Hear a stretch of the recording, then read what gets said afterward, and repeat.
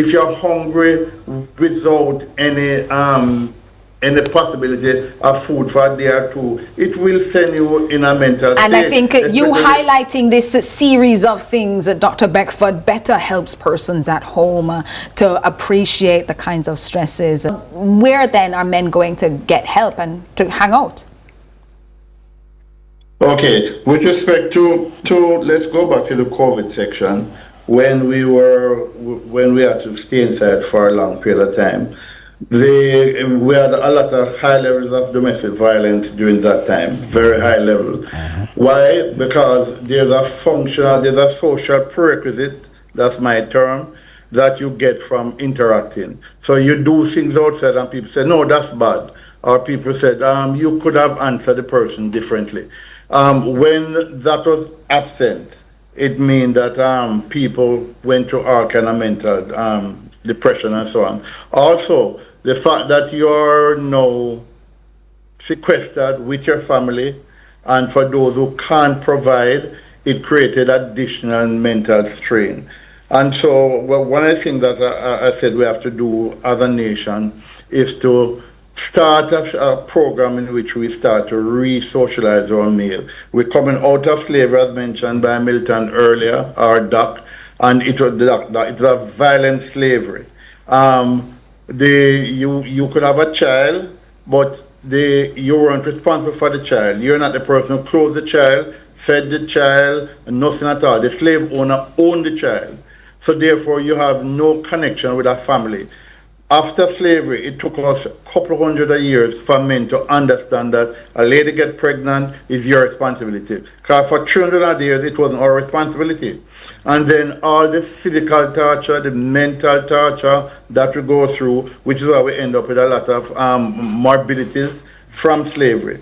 And so the nation will have to start a re-socialization program, starting from the prep school, primary school, right up, in terms of men being able to be social, to understand emotion, to show emotions. There are some of us, when we showed emotions as a little child, we were beaten badly for showing more, like crying.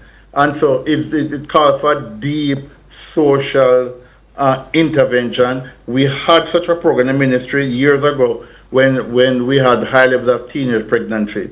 We had a long running program that lasted for almost 30 years. And so we were managed to bring down teenage pregnancy far, far, far down. We need the same thing about men. And then a specific, targeted, directed intervention now that doesn't just say we have a problem, but then actively works to making sure that we societally see a change in this. In the same that two is better than too many childbearing campaign helped yield us results in the early 80s or the late 80s and the 90s. Milton, part of what Dr. Beckford said a while ago, though, raised some concerns that you had mentioned during the break, which is the connection between mental health and these sorts of different avenues that young men will then decide that they're going to be paying attention to. If they can't meet these regular standards of being a provider in societally accepted ways, they might turn to criminality,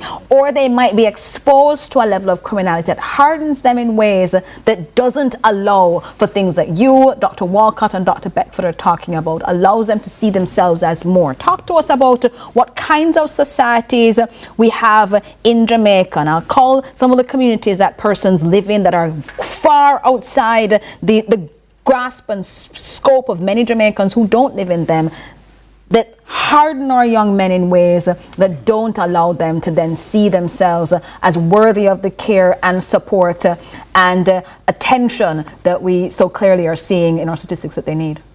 Yeah, so, you know, it is very important and interesting at the same time, because what you would have seen sometimes out there, not sometimes, what is happening out there is that we normalized mental illness.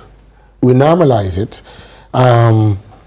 If it is that the person don't get dirty or behave in a very much of an outrageous way, we don't give attention. Definitely don't give attention. There's a lot of things, that our youngsters grapple with from the community level, some of these community. The gang violence that happens in these communities,